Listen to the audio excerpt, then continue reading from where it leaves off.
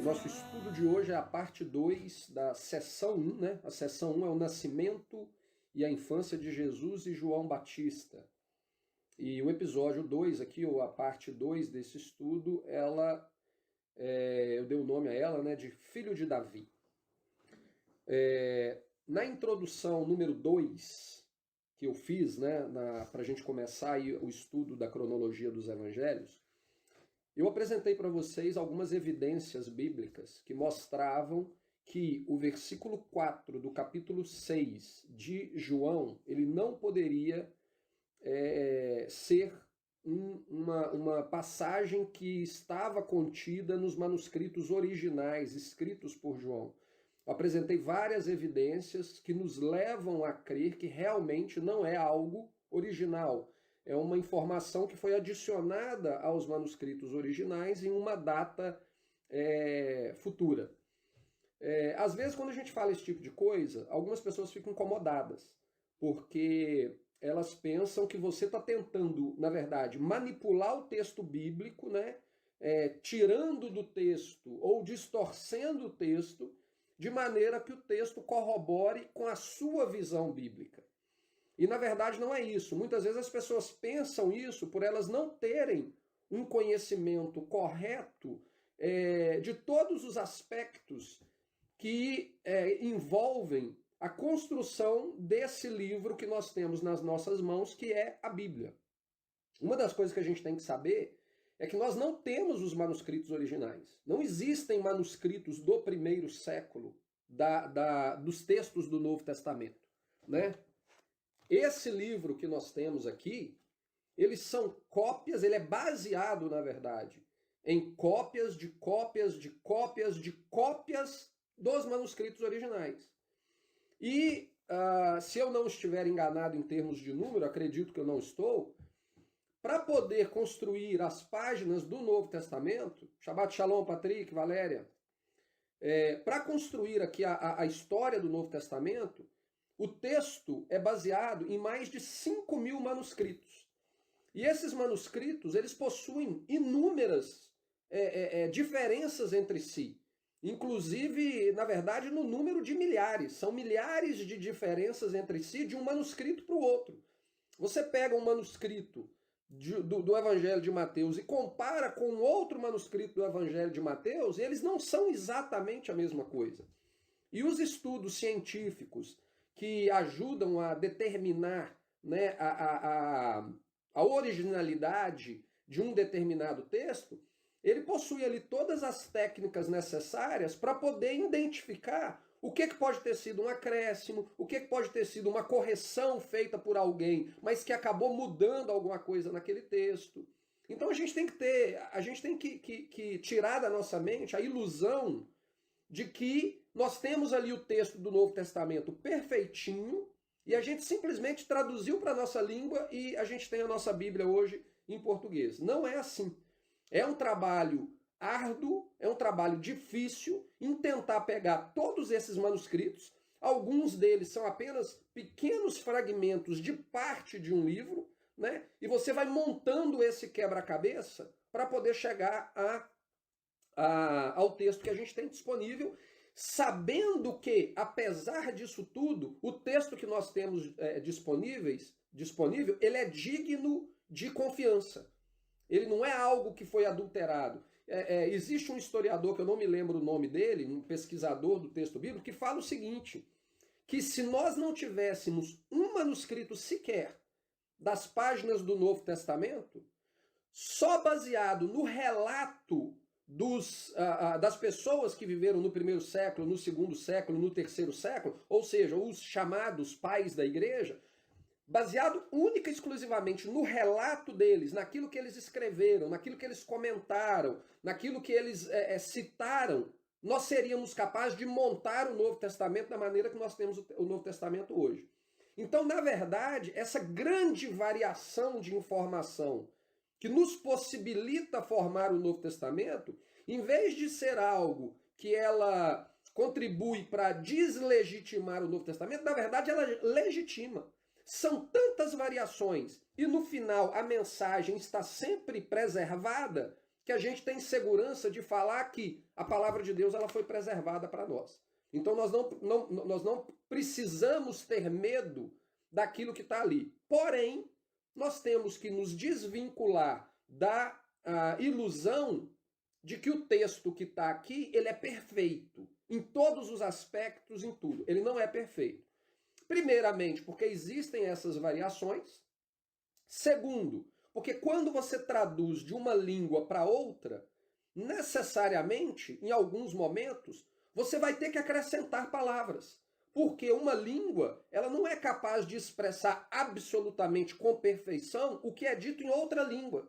Então, às vezes, o próprio tradutor, ele tem que desenvolver ali uma maneira de conseguir expressar aquela palavra que estava escrita em grego ou que estava escrita em hebraico de uma maneira mais inteligível ali para aquela língua que ele está traduzindo, seja o inglês, seja o português, seja o italiano, o espanhol, qualquer coisa que seja. Então, o simples fato de você traduzir, você já tem que fazer algumas mudanças no texto.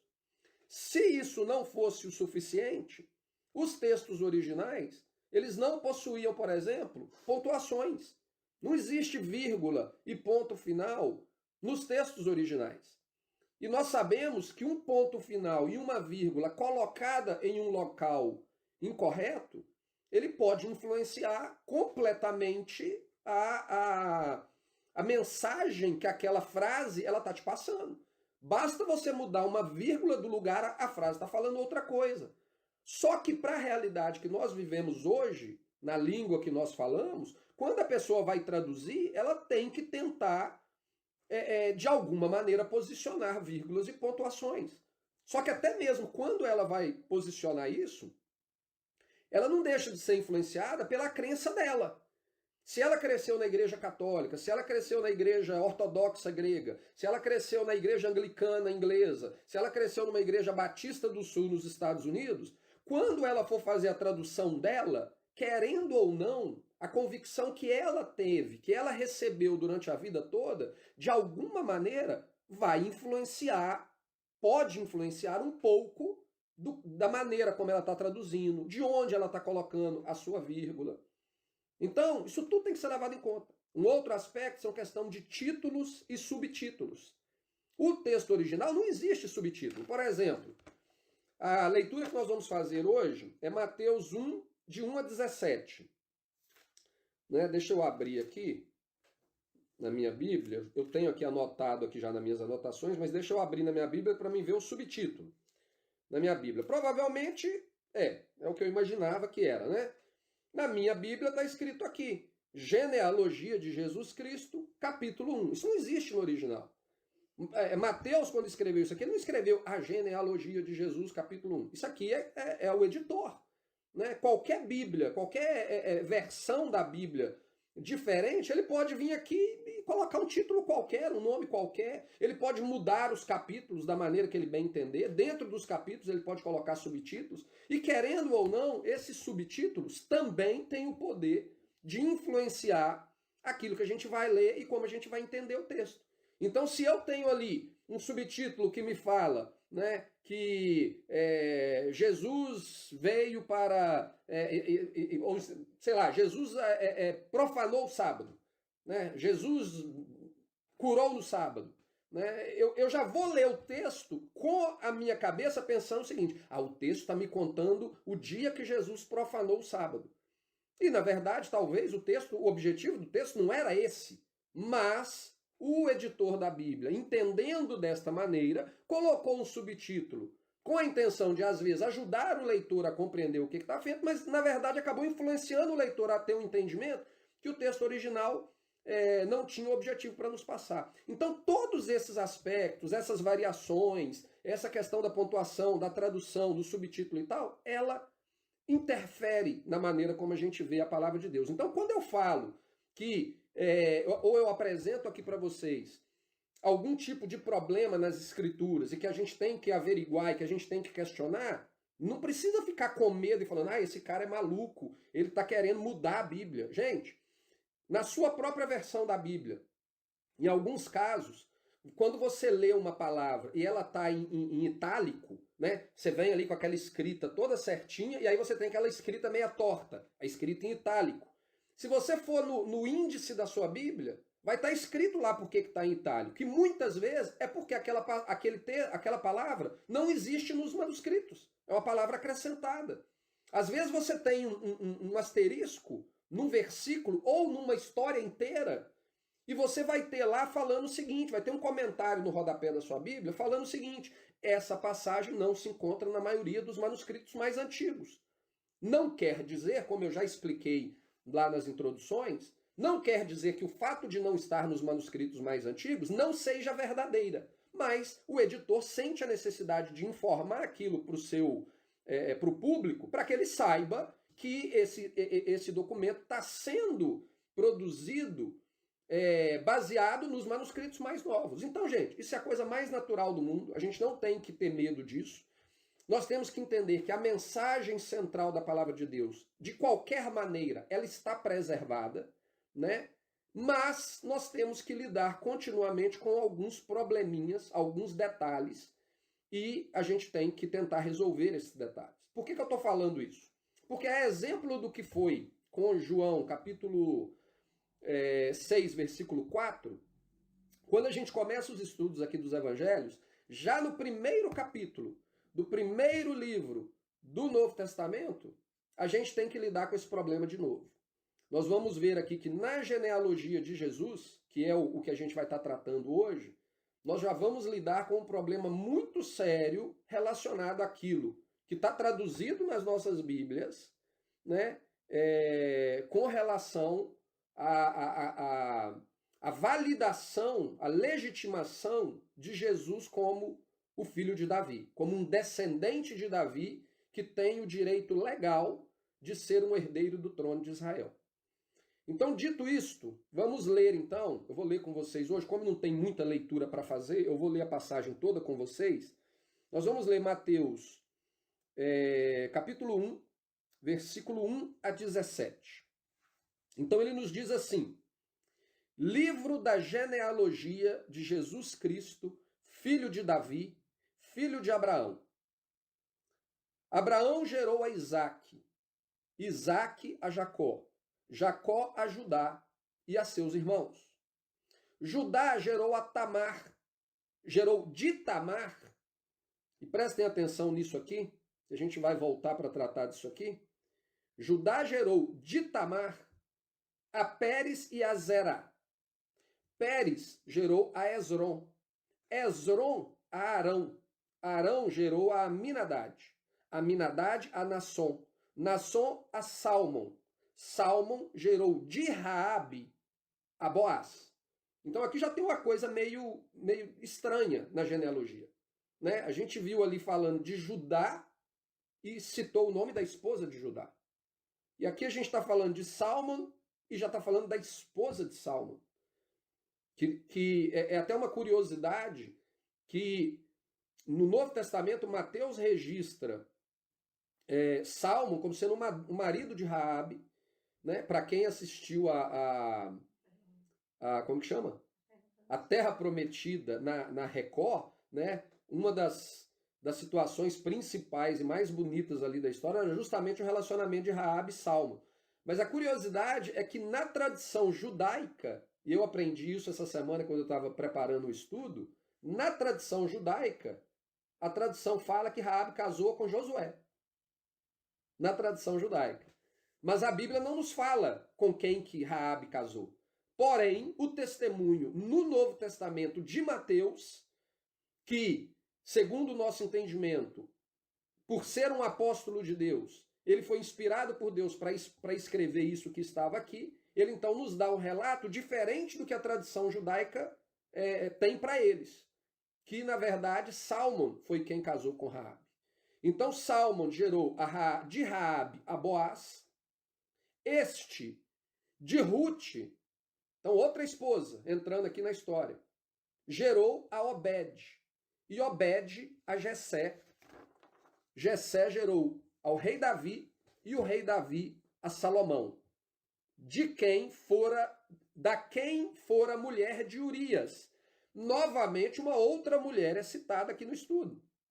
na genealogia. Não é algo normal citar a esposa do cara na genealogia. A genealogia bíblica sempre foi de pai, filho, pai, filho, pai, filho. Se a gente for lá em Gênesis, em Números, em todas aquelas genealogias, em lugar nenhum você vai ouvir falar do nome da esposa de alguém. É do pai para filho. Mas aí a gente vem aqui e vê Mateus citando essas esposas. No caso aqui da esposa de Davi, é a Batseba, que era esposa de Urias, né, o Eteu. A gente vai voltar nisso mais para frente.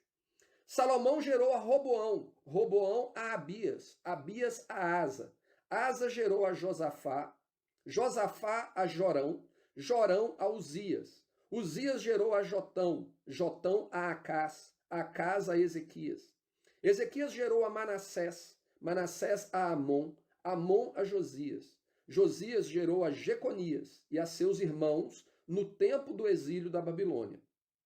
Depois do exílio da Babilônia, Jeconias gerou a Salatiel e Salatiel a Zorobabel. Na tradição judaica, em todos os documentos escritos na cultura judaica, na tradição do judaísmo e etc., eles têm o relato da genealogia dos reis de Israel, segundo o que está escrito aqui nos documentos de Mateus, no relato de Mateus, eles têm até Salatiel. Os nomes que aparecem aqui no relato de Mateus, de Salatiel em diante, os documentos judaicos, né, do judaísmo, eles não têm nenhuma informação a respeito disso aqui. Então essa informação que a gente vê a partir de Salatiel, ou Mateus teve acesso a ela por tradição oral, né, por conhecer, e as famílias já conheciam ali os seus descendentes, ou por inspiração divina, Deus revelou isso para ele. Mas nós temos uma informação aqui que nem mesmo o judaísmo tem. E aí fala o seguinte, onde que tá? Cadê, gente? Sumiu, tá. Salatiel a Zorobabel. Zorobabel gerou a Abiúde, Abiúde a Eliaquim, Eliaquim a Azor, Azor gerou a Zadok, Zadok a Aquim, Aquim a Eliúde. Eliúde gerou a Eliesar, Eliesar a Matá, Matá a Jacó. E Jacó gerou a José, marido de Maria, do qual nasceu Jesus, que se chama o Cristo. De sorte que todas as gerações, desde Abraão até Davi, são 14. Desde Davi até o exílio da Babilônia, são 14. E desde o exílio da Babilônia até Cristo, são 14. Então essa é a genealogia que o Evangelho de Mateus nos passa com relação ao nascimento de Jesus. A primeira coisa que eu quero chamar a atenção para vocês aqui, e durante a leitura eu já salientei isso, é o fato de que essa genealogia ela foge os padrões bíblicos de genealogia. Porque Mateus, por algum motivo, ele viu necessário incluir nessa genealogia o nome de pelo menos 4 mulheres, tirando Maria, a gente vai tratar de Maria mais para frente, mas ele incluiu o nome de 4 mulheres que normalmente dentro de uma genealogia elas não deveriam estar ali. Então isso nos chama atenção. Por que Mateus incluiu o nome dessas mulheres? O que essas mulheres tinham de especial, de diferencial, que justificou que Mateus desse um destaque a elas? Por que não está aqui o nome de Sara, o nome de Rebeca, o nome de Raquel? Por que esses nomes das matriarcas, eles não foram mencionados, mas o nome dessas mulheres aqui, que dentro de um aspecto inicial, superficial, de uma análise superficial, elas são mulheres insignificantes dentro da história bíblica? O que essas mulheres têm em comum que justifica isso? No meu ponto de vista, na maneira de eu ver o que está acontecendo aqui, é que desde o princípio, o objetivo de Mateus aqui foi mostrar que Jesus veio quebrar paradigmas. Ele veio desconstruir paradigmas. Por que eu falo isso? Pelo simples fato de que essas mulheres, elas têm uma primeira coisa em comum. É o fato de todas elas serem estrangeiras que foram enxertadas em Israel pela fé. Então, em vez dele colocar o nome de Sara que era uma legítima judia, né? Judia não, me desculpe, cometi um erro grosseiro aqui. Ela era uma hebreia. Judia são os descendentes da tribo de Judá. O termo judeu, ele não se aplica a todo o Israel, ele se aplica à tribo de Judá. Então cometi um erro aqui, que às vezes a gente comete por vício, de tanto que as pessoas usam de uma maneira incorreta, a gente acaba se deixando levar por isso. E eu fiz isso aqui de maneira espontânea, me deixando levar por aquilo que já tem mais de 10 anos que eu sei que é incorreto, mas eu acabei tropeçando aqui no erro, para ver como que não é fácil a gente conseguir colocar organizar a nossa cabeça em torno disso tudo. Então, por que não o nome de Sara, que era uma síria, né? Abraão era sírio, Sara era irmã de Abraão, ela era uma síria. Por que não o nome dela? Por que não o nome de Raquel e de Rebeca, que também eram da mesma linhagem deles? Eles foram pegar o nome de 4 mulheres que vieram de uma linhagem completamente desconhecida da linhagem pura de Israel. Se a gente for olhar por essa perspectiva, né? Nós temos ali uma linhagem sanguínea pura de uma família, mas aí a gente vê essas 4 estrangeiras e Mateus faz questão de colocar o nome delas aqui. Então a primeira coisa que ao meu ver, Mateus estava tentando fazer era quebrar paradigmas. Ele veio para mostrar que já no seu nascimento, Jesus veio para não se submeter a tradições de homens, mas dar testemunho da verdade. Por que eu falo isso? Porque dentro da cultura judaica, existe uma tradição que eu não sei exatamente estabelecer quando essa tradição começou.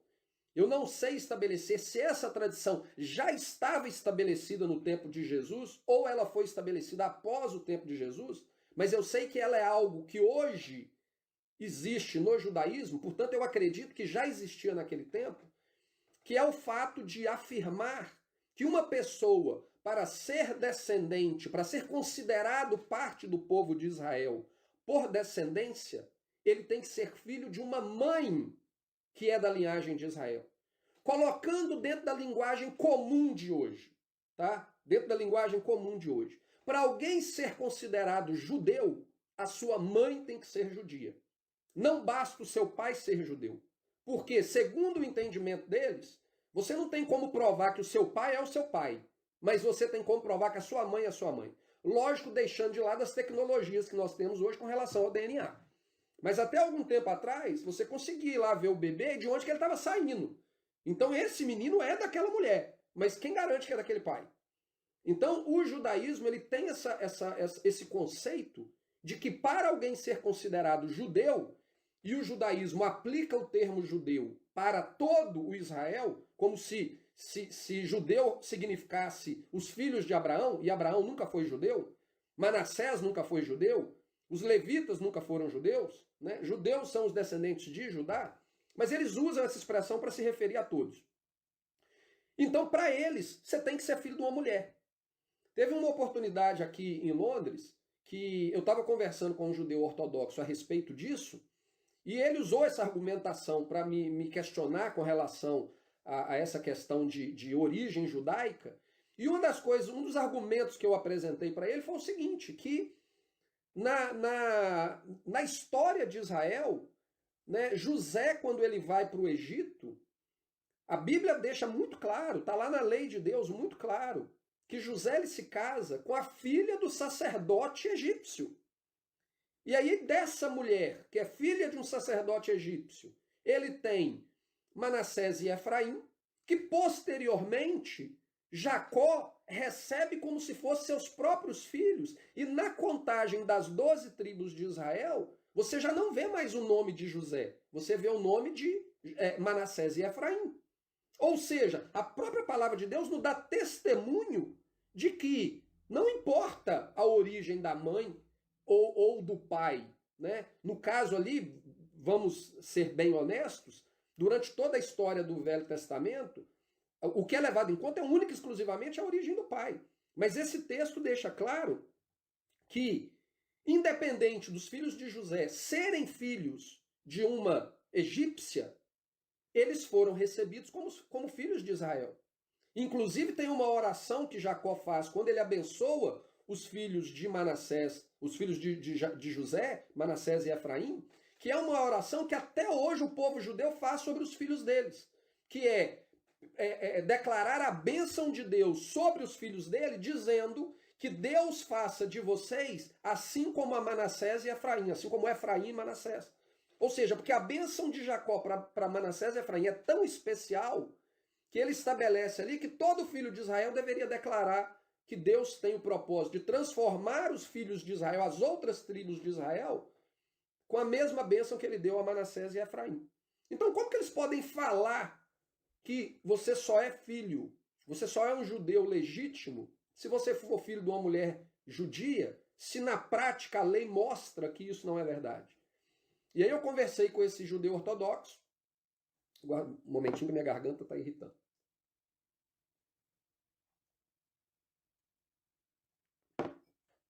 Eu conversei então com esse judeu ortodoxo e meses depois eu encontrei com ele de novo. E aí ele me reconheceu, porque para mim era difícil reconhecê-lo, porque todo mundo aqui no bairro usa a mesma roupa, o mesmo estilo de barba, então é quase impossível você reconhecer. E aí ele me reconheceu e virou para mim e falou: você lembra que a gente teve aquela conversa um tempo atrás? Eu levei essa conversa para o meu rabino, e o meu rabino me falou o seguinte, que apesar da lei nos dar o relato de que ele se casou com a filha do sacerdote, a Bíblia, na verdade, ela não nos diz tudo. Por quê? Para a gente conseguir entender o que a Bíblia nos diz, nós precisamos ir para a tradição oral, para a lei oral, que eu falei dela no episódio passado. E na lei oral, o testemunho que nós temos ali é que, na verdade, uma dos descendentes da família de Abraão, de Raquel, da família ali dos patriarcas, antes de José descer para o Egito, ela havia se mudado para o Egito. Lá no Egito ela casou com o sacerdote. E a menina, portanto, é filha de uma mulher que é da linhagem. Então José, na verdade, casou com uma parente. E por ter se casado com uma parente, aqueles filhos dele são, dentro do conceito deles, são judeus. Devem ser considerados judeus. Então eles fazem todo um contorcionismo para poder tentar justificar as tradições deles e negar aquilo que a palavra de Deus está falando diante da gente. Isso é a prática comum entre eles. Só que aqui, quando a gente vai ler o testemunho de Mateus, a genealogia de Cristo, uma coisa que ele faz aqui é o seguinte, é mostrar algo que nem mesmo o judaísmo é capaz de negar. Porque essas mulheres que são citadas aqui, elas estão na genealogia de Davi. E no mínimo duas delas está de forma explícita nas escrituras que elas eram gentias. Nós temos aqui Raabe, que era a prostituta lá de Jericó, e nós temos Ruth, que era moabita. Além de Ruth e Raabe, que está de forma explícita nas escrituras, as escrituras nos dão a entender, elas nos apresentam evidências de que tanto Tamar, que foi a nora de Judá, aquela história ali de Judá, que ela se casa com o filho de Judá, ele morre sem deixar filho, aí Judá tinha a responsabilidade de casá-la com o irmão mais novo, para que o irmão mais novo gerasse descendência para o irmão mais velho. Ele se recusa a fazer isso, Deus mata ele, e aí tinha um menino pequenininho, e Judá promete para ela, olha, quando ele tiver maior, você vai casar com ele, ele vai te dar a geração. E Jacó não cumpre essa promessa, Judá não cumpre essa promessa. E aí a gente sabe que ela vai ali, se faz passar por uma prostituta e acaba se engravidando do próprio Judá. E depois Judá fala que, na verdade, ela foi mais justa do que ele. Então a gente vê uma mulher que tomou uma atitude drástica para poder levar Judá a cumprir a promessa que ele havia feito a ela, e as circunstâncias que envolveram toda essa situação mostra que ela não era da descendência da família de Judá. Ela era uma cananeia, ela era da terra. Além disso, quando a gente trata de Batseba, com quem Davi se casou, que era a mulher de Urias, a palavra de Deus fala que Urias era um heteu. Heteu era um gentio. Ah, mas Marcelo, como que Urias, então, ele foi lutar na guerra por Israel? Porque ele era um gentio que havia se juntado a Israel pela fé. Então, muito provavelmente, Batseba era uma gentia juntamente com ele. E quando ele vem para Israel, ela vem juntamente com ele e se torna parte de Israel. Então, quando a gente vê esse relato aqui, esse relato dessas pessoas que estão na genealogia dos reis de Israel, eles são inquestionáveis. Mesmo com todo o contorcionismo que o judaísmo pode tentar fazer para mudar a história de José, ele não consegue mudar a história de Raabe e de Ruth. No mínimo a história de Raabe e de Ruth, eles têm que admitir que elas eram gentias e que elas são legítimas na linhagem do rei Davi e que, portanto, se para você ser judeu a única maneira, se você for filho de uma mulher judia, então nem Davi pode ser considerado judeu, nem Salomão pode ser considerado judeu. Né? Então aquilo ali desconstrói completamente. Por isso que eu falo que quando Mateus inclui essas mulheres aqui, ele não incluiu por acaso. Ele não incluiu por erro. Existe uma razão, existe algo em comum entre elas. E o que tem em comum entre elas é ela quebra a narrativa. Ela desconstrói uma narrativa que, na verdade, nega a verdade bíblica. Então, já no seu nascimento, no relato do seu nascimento, Jesus vem para poder quebrar esses paradigmas, mostrar que ele não veio para se submeter a tradições e doutrinas de homens que negam a palavra de Deus, mas sim veio para dar testemunho da verdade. E a verdade é que, durante toda a sua história, Deus sempre esteve aberto para receber no meio do seu povo qualquer pessoa de qualquer nacionalidade. Qualquer pessoa de qualquer nacionalidade, e aquela pessoa se transformava como um natural. Ela tinha o mesmo direito e as mesmas responsabilidades. O segundo ponto que eu quero tratar aqui com relação a essas mulheres é que a própria história de vida delas não era uma história que as qualificava para estarem numa linhagem real. A minha esposa está assistindo aqui um documentário a respeito da vida da rainha Elizabeth. E ela está vendo o quão complexo e complicado que é para a pessoa fazer parte de uma linhagem real.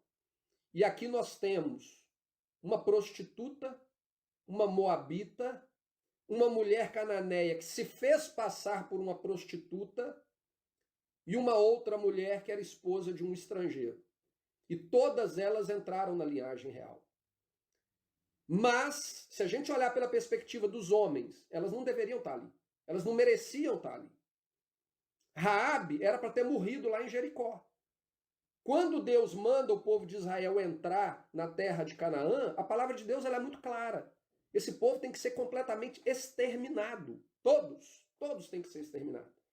São palavras difíceis, mas está lá na Bíblia. Adulto, criança, tudo. Acaba com tudo. Não pode deixar rastro dessa raça, porque essa raça é uma raça amaldiçoada. E se vocês deixarem eles vivos, eles vão destruir vocês. Então, peraí, por que Raabe entrou na linhagem? Por que Raabe se tornou parte de Israel? Porque ela teve fé. Porque ela creu. Porque ela reconheceu quem ela era, se arrependeu dos seus pecados e creu no Deus de Israel. E ela entrou na linhagem. Mas pelos olhos humanos, ela não merecia estar ali. E aí a gente tem Ruth. Ruth era uma moabita. Quando a gente lê a lei de Deus falando a respeito dos moabitas, existe uma passagem na lei de Deus que fala claramente que o moabita, ele foi amaldiçoado por Deus e ele não poderia fazer parte da congregação de Israel até a 10ª geração dos moabitas. Era um povo amaldiçoado. E aí o que você vê? Ruth, quando a sogra dela está preparando para voltar para Israel e ela não tinha nada, e ela fala, minha filha, você é jovem, o meu filho morreu, você está viúva, então vai seguir sua vida, deixa, eu vou voltar, eu estou velho, eu vou voltar para minha terra, virar uma mendiga lá, provavelmente. E aí o que Ruth fala para ela? Não, o seu Deus é o meu Deus e o seu povo é o meu povo. Naquele momento, Ruth não era mais uma moabita. Naquele momento, Ruth confessa diante de Deus que ela era uma israelita. E essa é a história de todo o Velho Testamento. Apesar de tentarem colocar na nossa cabeça de que a porta para os judeus só se abriu na Nova Aliança, isso é uma mentira. A porta sempre esteve aberta na Velha Aliança. Então, Ruth, ao dar esse testemunho de que o seu Deus é o meu Deus, ela rejeitou a identidade dela como cidadã deste mundo para falar: eu sou cidadã do reino dos céus. E Deus a acolheu e colocou ela na linhagem real. E aí a gente tem Tamar, muito provavelmente uma cananeia, que tomou também uma atitude drástica de se fazer passar por prostituta para enganar o próprio sogro e engravidar do próprio sogro. E o próprio sogro depois dá o testemunho: ela é mais digna do que eu. E ela foi colocada na linhagem real. E aí a gente tem Betseba, a esposa de um gentio que se tornou mulher de Davi por causa de um ato de adultério que acabou num assassinato. Então a história dessas 4 mulheres é uma história que, aos olhos dos homens, elas não deveriam estar ali. Mas Mateus fez a questão de destacar que elas estão na linhagem de Davi, portanto, não só na linhagem do rei de Israel, mas na linhagem do rei dos reis. Por quê? Porque Deus as redimiu e as recebeu como parte do povo dele. Então, a gente muitas vezes, quando a gente se depara com genealogia, a gente pula, vamos ser honestos. Né? Quando a gente vai ler, principalmente o livro de Números, que tem ali uma multidão de genealogia, a gente pula. Por que a gente pula? Porque a gente não compreende a razão pela qual Deus colocou aquela genealogia ali. Existe uma razão. E quando a gente consegue compreender a razão, a gente vê que os pensamentos de Deus são muito mais profundos do que o nosso. Nós somos limitados, a gente vê a coisa pela superficialidade, pela superfície, né? E Deus vai muito mais profundo, ele tem uma mensagem para nos trazer. Ele tem um ensinamento para estabelecer ao colocar aquela genealogia ali. E não foi por acaso que Mateus escreveu essa genealogia e deu destaque a essas 4 mulheres. Então, é algo muito profundo que a vida delas nos ensina e o papel delas ali na genealogia nos ensina. Muitas vezes, quando alguém ele começa a caminhar nessa busca de entender as escrituras pela perspectiva hebraica das mesmas, é uma atitude natural da maioria ou talvez da totalidade das pessoas quererem descobrir se elas têm algum tipo de ligação genética com o povo de Israel ou com o povo judeu, como é dito hoje em dia. Né? Eu quero saber se na minha linha... Eu já fiz isso. Eu já tive essa curiosidade e ainda tenho. Se tiver a oportunidade um dia de me informar melhor, eu quero descobrir. Acho legal. Se eu descobrir, eu vou ficar feliz por descobrir que eu tenho uma linhagem lá ligada ao povo de Israel. Não vejo problema nenhum nisso. É natural que as pessoas façam isso. Só que o que essas mulheres nos ensinam, o testemunho dessas mulheres nos ensina, é que não importa a nossa origem étnica e não importa o que as pessoas pensam de nós diante de Deus. Se nós nos curvarmos diante de Deus e nos humilharmos na presença dele e nos colocarmos à disposição dele para ele cumprir a vontade dele na nossa vida, ele vai nos levar a sermos reis e rainhas. Porque essa é a promessa de Deus para cada um de nós. Essa é a promessa de Deus por servo fiel. Que aquele que for fiel, ele vai receber a sua coroa e vai reinar com Cristo durante o milênio. Então o testemunho que elas têm para nos dar é que não importa a nossa história passada. Não importa a nossa origem étnica. O que importa é a nossa fé e a nossa disposição de servir a Deus da maneira que ele deseja ser servido. O resto ele vai fazer. Ele vai transformar. O que a gente não pode jamais deixar acontecer quando a gente tem esse desejo de tentar entender a nossa origem étnica, tentar descobrir se a gente tem alguma conexão com Israel, é permitir que o fato de nós descobrirmos que não tem nada, eu não consegui encontrar evidência nenhuma, tudo indica que eu não tenho ligação nenhuma, a gente achar que por causa disso nós somos inferiores. Por causa disso nós temos um valor menor para Deus do que aquele que tem descendência.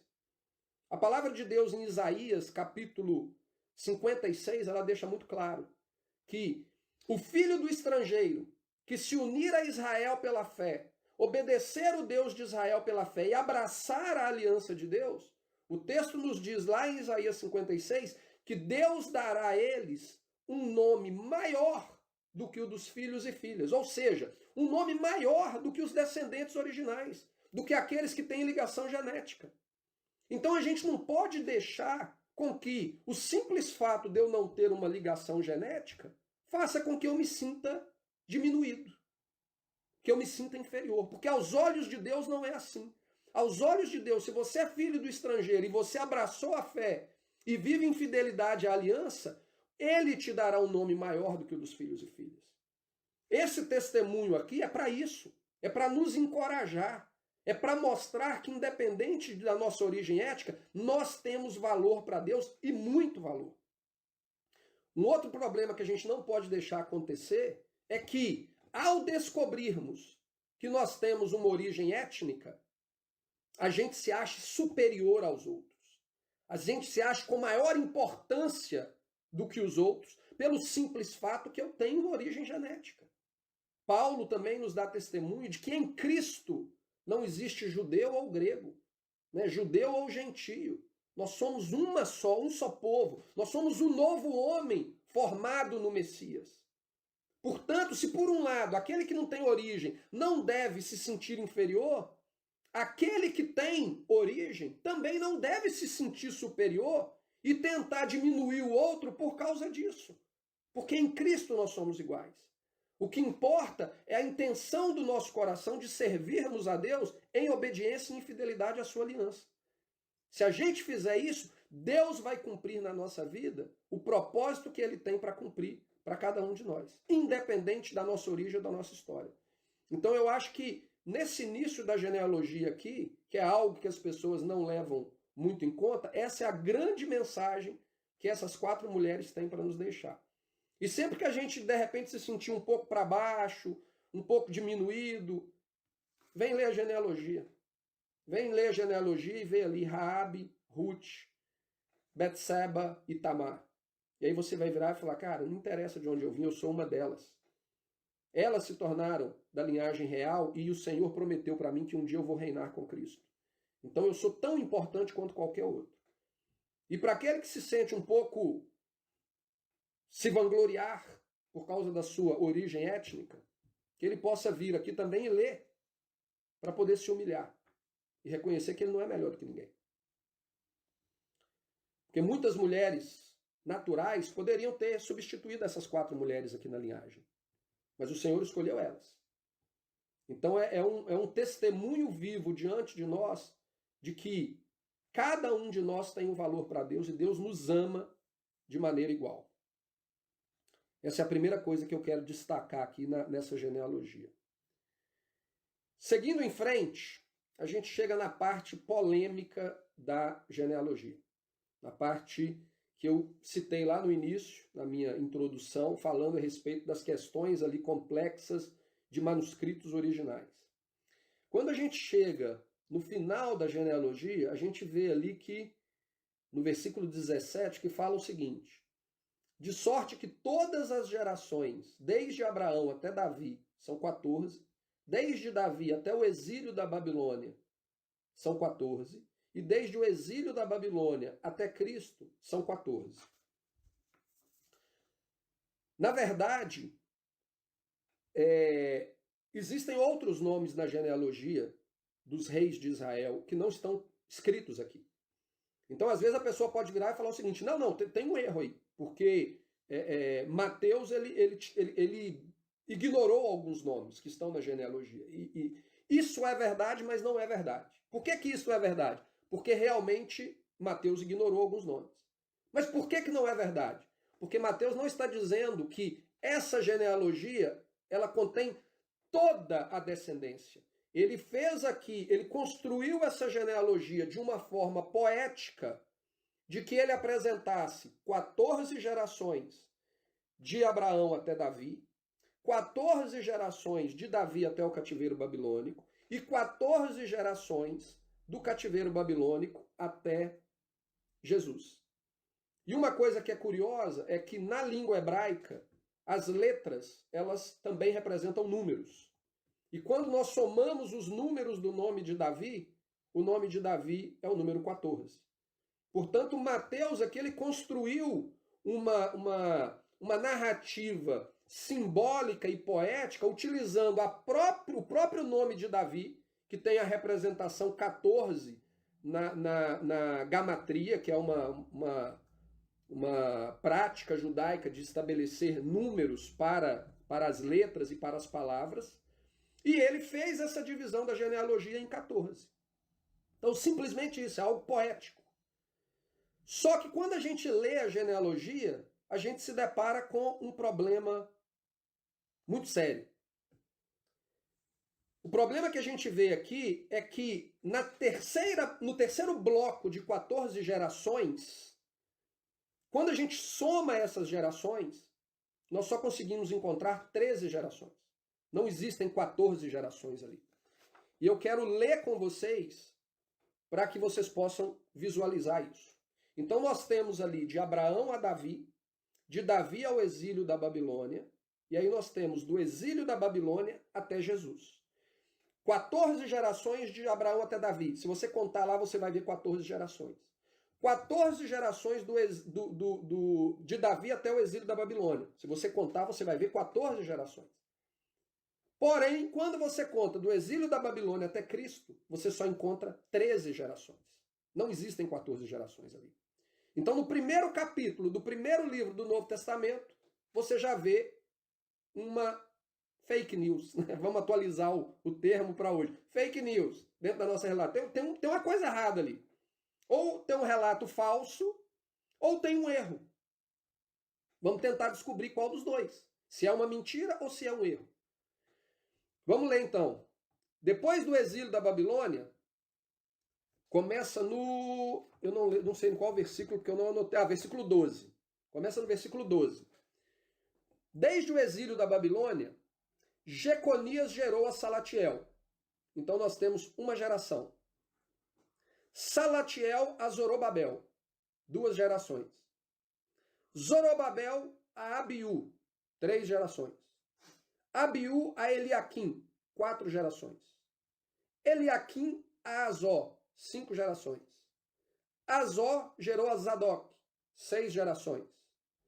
Zadok a Aquim. 7 gerações.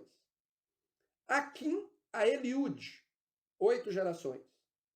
Eliúde gerou a Eleazar. 9 gerações. Eleazar a Matá. 10 gerações. Matá a Jacó. 11 gerações.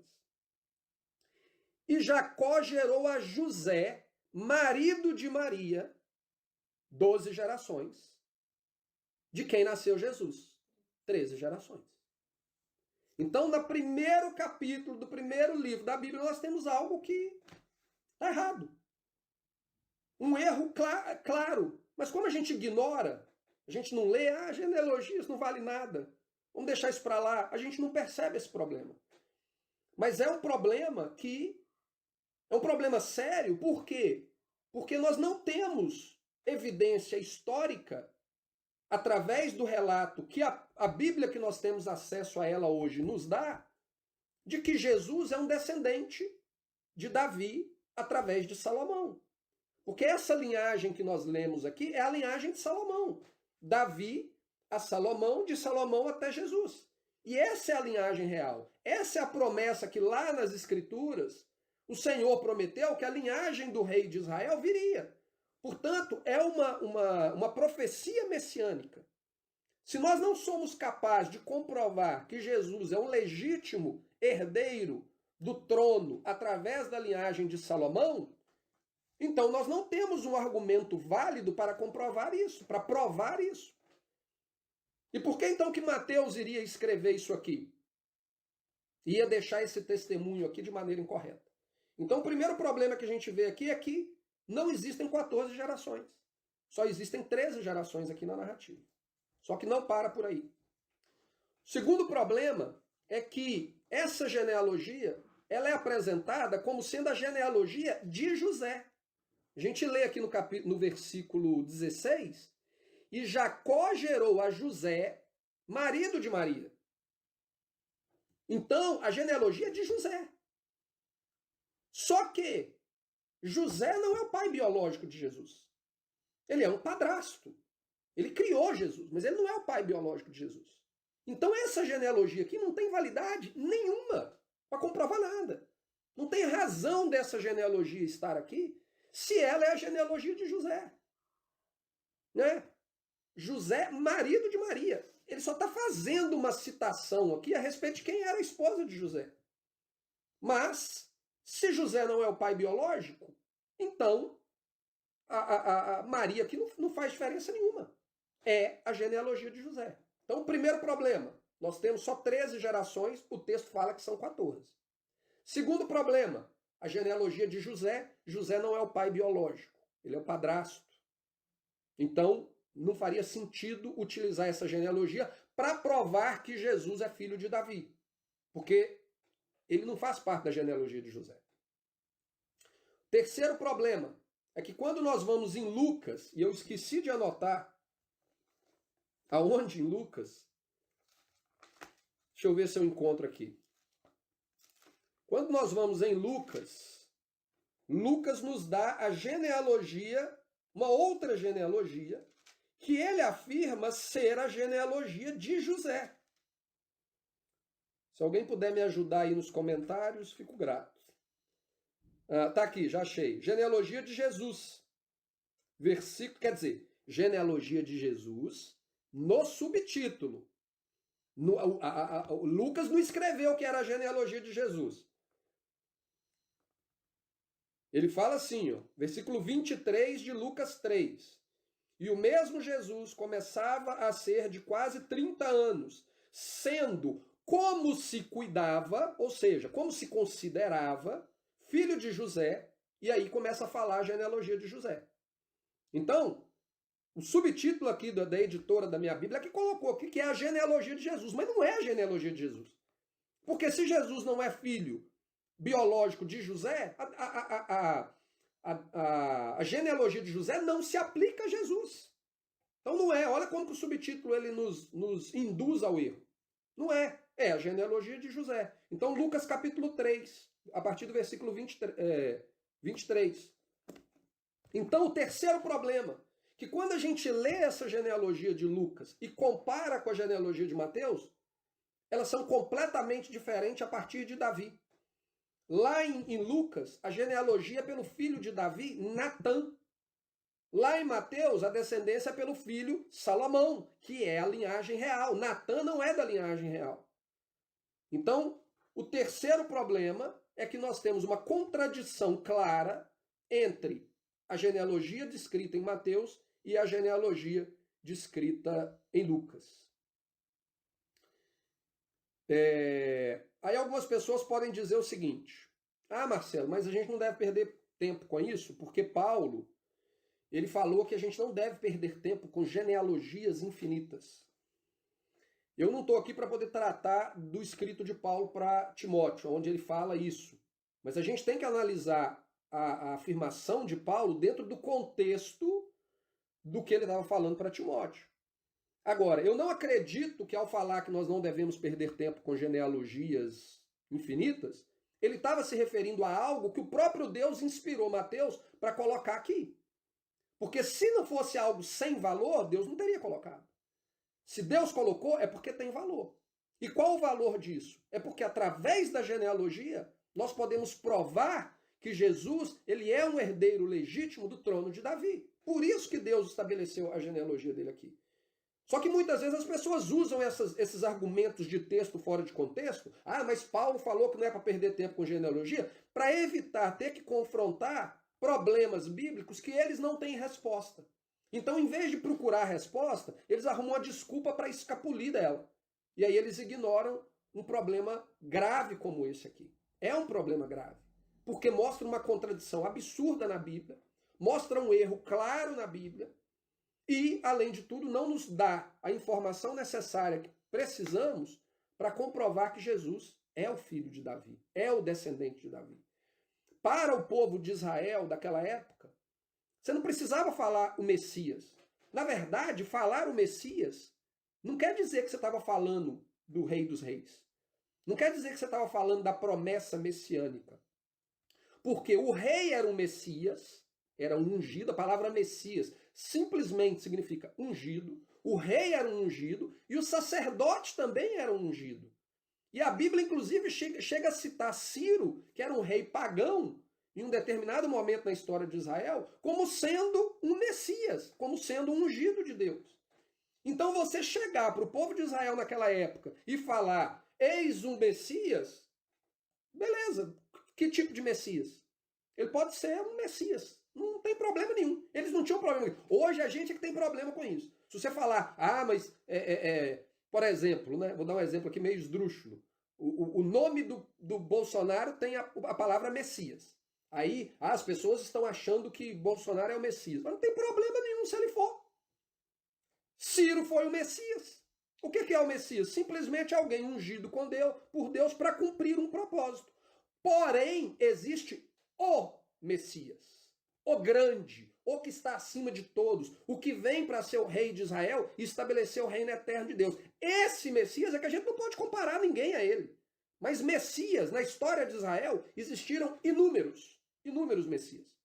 Então, diante do povo judeu, o termo Messias, ele não era tão importante assim ao ponto de destacar que aquele indivíduo, ele era o Salvador. Na verdade, no entendimento do povo judeu, você se referir a alguém como o filho de Davi tinha um peso dentro da profecia messiânica muito maior do que simplesmente você falar que aquela pessoa é o Messias. Porque eles sabiam que o filho de Davi que estava por vir seria o Messias, com um O maiúsculo e um M maiúsculo. Ele seria o Messias que vem para estabelecer o reino de Deus na terra. O filho de Davi. Então bastava você falar que ele é o filho de Davi, que eles sabiam de quem que você estava falando. Eles sabiam do contexto profético ao qual você estava se referindo. Então quando Mateus começa a genealogia dele aqui, o que Mateus começa falando? Essa é a genealogia de Jesus, filho de Davi. Por isso que o nome do meu estudo é Filho de Davi. Esse é o termo mais importante de todos. Só que nenhuma dessas duas genealogias descritas, tanto no Evangelho de Mateus quanto no Evangelho de João, nos mostram isso. Então isso é um problema que a gente tem que enfrentar e que a gente tem que buscar resolver. Durante os últimos 1.800 anos de história da igreja, isso tem sido um debate. E eles já apresentaram aí 4, 5 possibilidades de tentar resolver esse dilema, mas nunca com algo realmente convincente. Nunca com algo realmente convincente. Até agora. Hoje nós estamos vivendo um tempo que é inquestionável, que nós estamos vivendo os últimos dias descritos pelo profeta Daniel, no qual o profeta Daniel nos diz que o conhecimento se multiplicaria na terra. E a multiplicação desse conhecimento, ela resultaria em duas coisas. Aqueles que são santos se santificariam ainda mais, se aproximariam ainda mais de Deus, buscariam ainda mais ter conhecimento de Deus. Mas, ao mesmo tempo, essa explosão de conhecimento, ela seria usada para aqueles que rejeitam a Deus se afastar ainda mais de Deus e afundarem completamente em todo tipo de imundície e todo tipo de prática abominável a Deus. Nós estamos vivendo esse dia. E nós que estamos alinhados com o primeiro grupo, o grupo que quer buscar se santificar, Deus tem nos dado a oportunidade de termos acesso a informações que até algumas décadas atrás elas não eram acessíveis, não eram facilmente acessíveis. E parte dessas informações que estão acessíveis hoje, elas nos ajudam a esclarecer esses dilemas. O testemunho dos pais da igreja, eles deixam claro que o manuscrito original do Evangelho de Mateus, ele foi escrito na língua hebraica. Deixa muito claro, nós temos o testemunho de Pápias, que é um dos chamados pais da igreja, ele viveu no século II, e ele dá testemunho de que o Evangelho de Mateus foi originalmente escrito na língua hebraica. O outro que nos dá o testemunho é Ireneus. A gente comentou de Ireneus na introdução 2. Ele viveu no século 2 também. Ele também dá testemunho que o Evangelho de Mateus foi escrito em hebraico. Um outro que dá testemunho é Orígenes, né, que viveu no século 2 e século 3, né, na virada ali desses séculos. E ele foi citado posteriormente por Eusébio. Nós conhecemos Eusébio muito bem, né? Ele é que criou aquela confusão toda dos 3 anos e meio de ministério de Jesus. Mas Eusébio, no século 4, cita Orígenes falando a respeito de que o Evangelho de Mateus foi escrito em hebraico. Então, ele também apoia essa ideia e tinha essa convicção. E nós temos no século 4 por século 5 o testemunho de Jerônimo, que inclusive ele afirma que ele teve acesso aos manuscritos e ele traduziu eles da maneira possível para ele traduzir para outras línguas. Então, todos esses chamados pais da igreja, que apesar de nós não necessariamente concordarmos com toda a doutrina deles, eles são um relato histórico do que acontecia no tempo deles. E a gente tem que levar isso em consideração. Todos eles confirmam que o manuscrito de Mateus é escrito em hebraico. Só que o problema é o seguinte, a nossa versão de Mateus que nós temos na nossa Bíblia, ela é baseada única e exclusivamente nos manuscritos de Mateus escrito em grego, que muito provavelmente é a segunda tradução do manuscrito original. O manuscrito original, segundo as evidências, os estudos, tudo indica que ele foi traduzido do hebraico para o aramaico e do aramaico para o grego. Então o grego, além de não ser o original, ele é cópia da cópia do original. E para piorar a situação, os manuscritos que formam a nossa Bíblia são cópias das cópias das cópias das cópias das cópias dessa segunda tradução grega do Evangelho de Mateus. Então o tempo vai passando tanto que a coisa vai variando, a coisa vai perdendo a sua originalidade com o passar do tempo, comentários que pessoas fazem, um entendimento diferente ali, e vai mudando, querendo ou não vai mudando. Mas eu já falei com vocês que a essência da mensagem ela está preservada, mas ela vai mudando. E o resultado disso é que a gente encontra problemas como esses aqui para nós termos que resolvermos. O que chama a atenção da gente quando a gente olha aí essa história desses chamados pais da igreja é que durante os primeiros 2 séculos de história do cristianismo, esses problemas que eu apresentei aqui para você nunca foram tratados.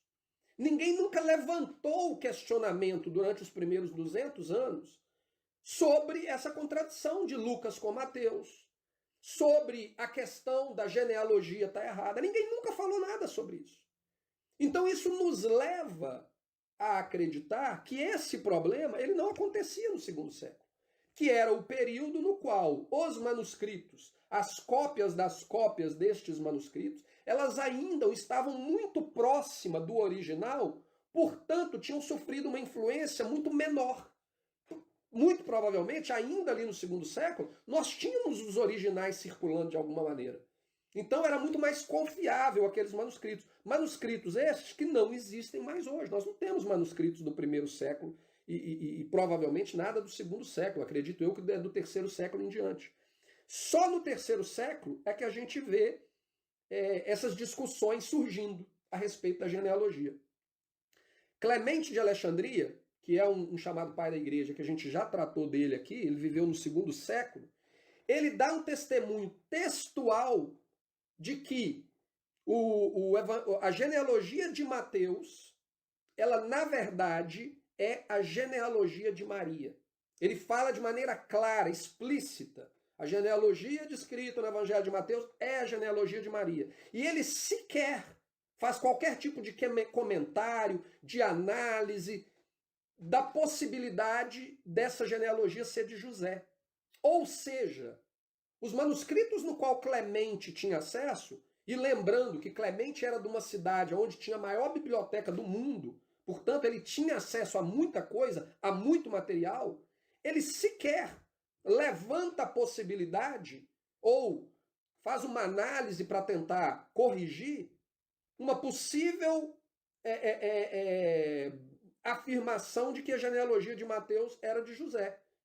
Ele fala simplesmente, é a genealogia de Maria. Ou seja, os manuscritos que ele teve acesso tratavam aquela genealogia como a genealogia de Maria. Um outro testemunho que nós temos dessa época do primeiro século é de Justino o Mártire. Ele nasceu no ano 100, ou seja, ele nasceu na virada do século, do primeiro século para o segundo século. Ele está ali realmente na origem do cristianismo, da história do cristianismo. E um dos livros mais conhecidos e mais importantes de Justino, ele escreveu vários, é um relato de um debate que ele tem com um rabino judeu, né? Lógico, é rabino, então é judeu, chamado Trifo. Nesse debate que ele tem com esse rabino, ele está confrontando o rabino a respeito das evidências que provam que Jesus é o Messias. Então, o rabino apresentava o ponto de vista dele e Justino apresentava o ponto de vista deles, e eles estavam ali praticamente se gladiando em cima dos manuscritos, dos textos, para provarem que Jesus era o Messias, no caso de Justino, e o rabino para provar que ele não era. Em todo esse debate, em momento algum, a contradição envolvendo a genealogia de Mateus e de Lucas foi levantada. Então, se o objetivo daquela discussão era justamente comprovar a legitimidade de Jesus como o descendente de Davi, o Messias prometido, como que eles iam ignorar algo tão claro, pelo menos nas nossas escrituras hoje, né, no nosso Novo Testamento hoje, tão claro, como que eles iriam ignorar isso? Eles ignoraram isso porque o texto que eles usavam não continha essa contradição. Caso contrário, eles teriam, porque eles abordaram tudo, eles analisaram tudo que diz respeito até mesmo na época, né, se dizia que Jesus era uma imitação do paganismo, a questão de que Jesus nasceu, morreu e ressuscitou. Eles abordam tudo, tanto o aspecto textual quanto o aspecto filosófico, mas não falam nada a respeito da questão da genealogia. Sinal que naquela época não existia esse problema. Hoje, graças a esse avanço, né, da informação, nós temos acesso a 28 manuscritos do livro de Mateus na língua hebraica. Esses manuscritos, eles nunca foram dados a eles a importância devida, por dois motivos. Primeiro, porque a teologia cristã ela foi desenvolvida em cima de uma ideia de que tudo aquilo que vem dos judeus é ruim. Então, se você tem manuscritos do Novo Testamento na língua hebraica, esse manuscrito não presta. Vamos rejeitar. Por quê? Porque Deus mudou de idioma. Deus agora está preocupado com o grego, é com o gentio. Então, nós vamos focar única e exclusivamente no gentio. Então, esses manuscritos em hebraico do Evangelho de Mateus, eles foram desprezados pela igreja. Foram desprezados pelos teólogos. Por quê? Porque eram na língua hebraica.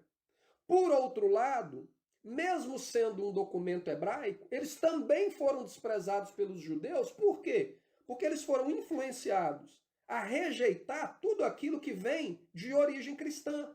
Tudo aquilo que diz respeito ao Novo Testamento. Então esses manuscritos ficaram abandonados. O judeu não queria traduzir porque não interessa para ele. E o cristão também não está interessado em traduzir, porque também não interessa para ele. Então ficou aquilo lá. Eles não se produziram em larga escala, como aconteceu com as versões gregas do manuscrito de Mateus, que se tornou predominante no mundo, né? Mas o Senhor preservou alguns relatos, alguns fragmentos deste relato, de maneira que, apesar dos manuscritos gregos ainda serem a principal fonte de informação, a fonte primária são os manuscritos gregos, esses manuscritos em hebraico, eles nos ajudam, de alguma maneira, a dar suporte ao relato do Novo Testamento e nos ajudar a complementar, talvez, algum problema que o manuscrito grego nos dá. E desses 28 manuscritos que a gente tem acesso hoje, 2 deles nos ajudam a resolver esse problema. O curioso é que na lei de Deus, e o próprio Jesus dá testemunho disso no livro de Mateus, Mas a lei de Deus fala o seguinte, que toda a verdade ela deve ser estabelecida por 2 ou 3 testemunhas. E a gente tem exatamente 2 manuscritos do livro de Mateus que nos ajudam a esclarecer esse problema. Um desses manuscritos, ele está no Seminário Teológico Judaico de Nova York, e o outro manuscrito está na Universidade de Oxford, aqui na Inglaterra. Nesses 2 manuscritos, no lugar da palavra grega, lá do versículo 16 de Mateus, que está traduzido como José, marido de Maria, a palavra hebraica ali, ela está traduzida como José, pai de Maria. José, pai de Maria, de quem nasceu Jesus. Portanto, o versículo 16 ele deveria ser lido assim. E Jacó gerou a José. Essa é a nossa... Vamos ver aqui as gerações. Deixa eu ver a minha anotação. E Jacó gerou a José, geração 12. Pai de Maria. Maria é a geração 13. De quem nasceu Jesus. Jesus é a geração 14.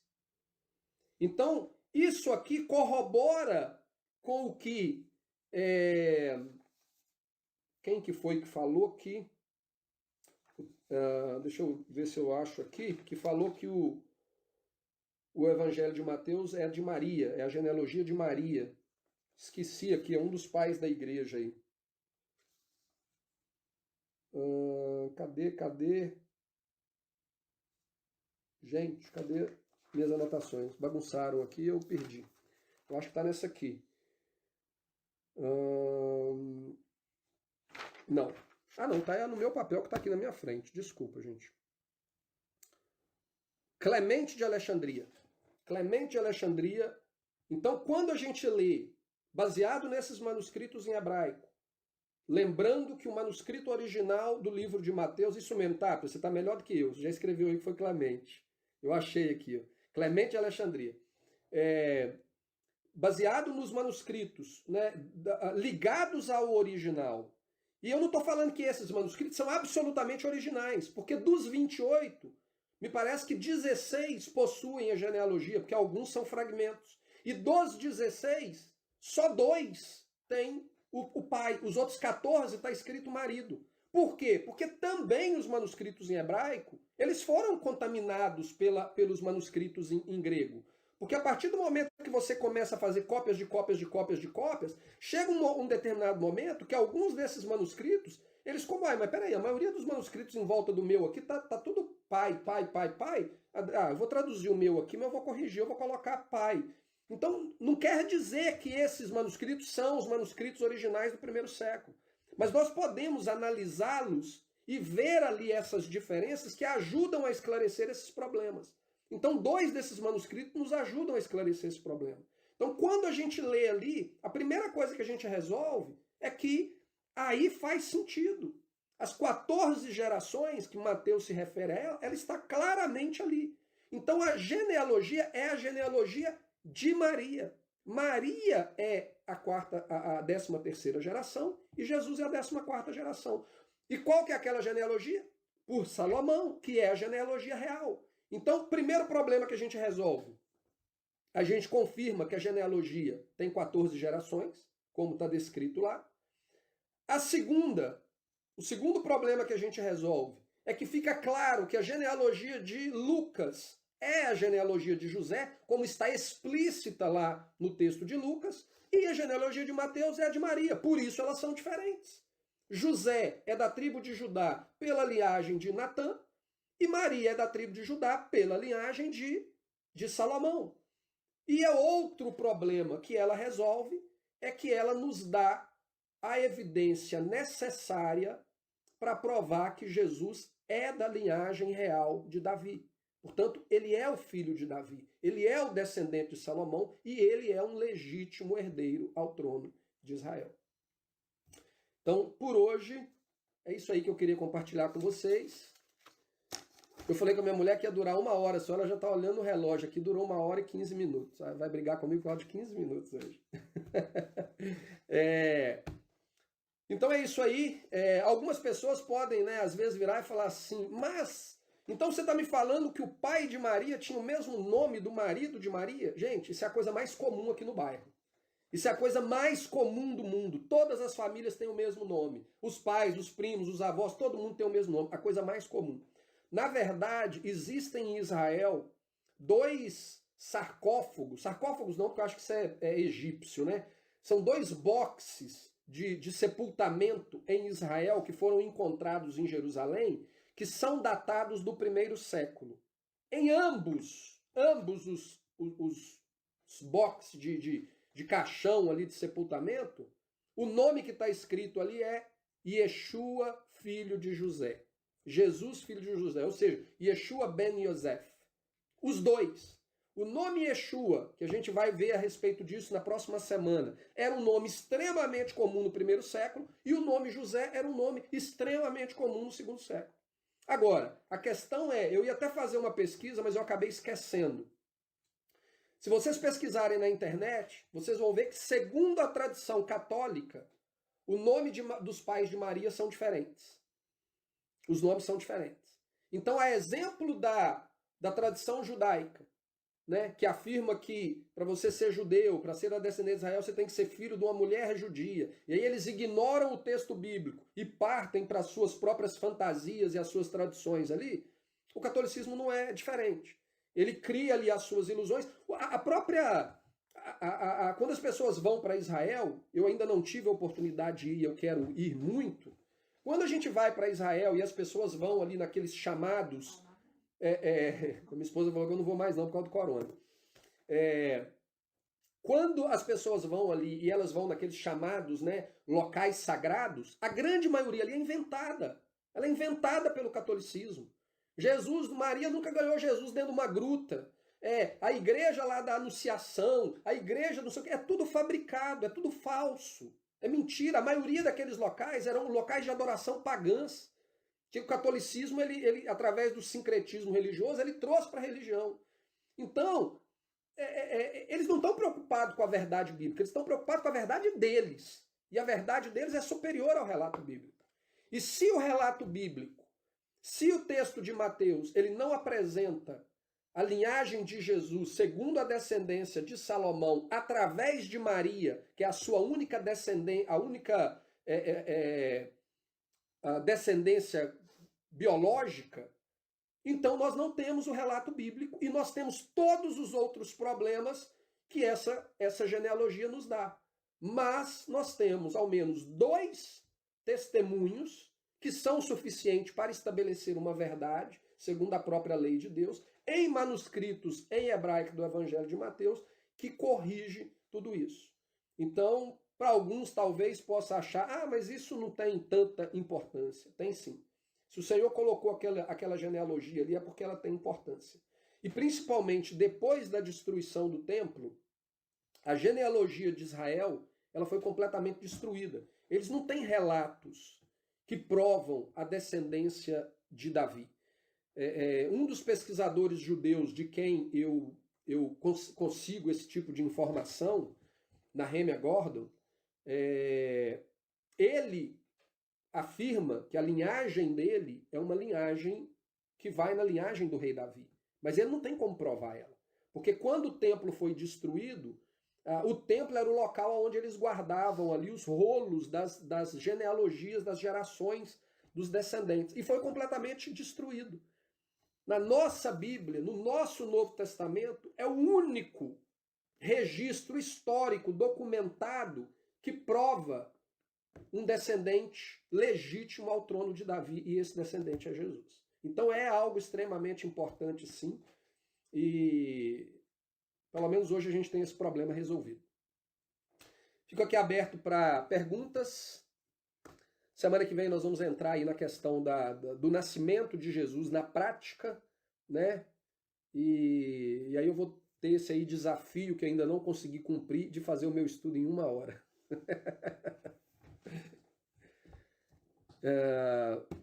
Se tiverem alguma pergunta, algum questionamento aí, sintam à vontade para fazer.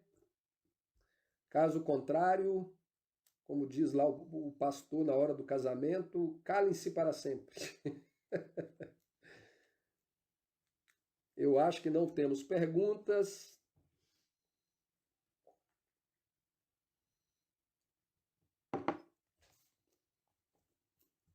Me parece que não.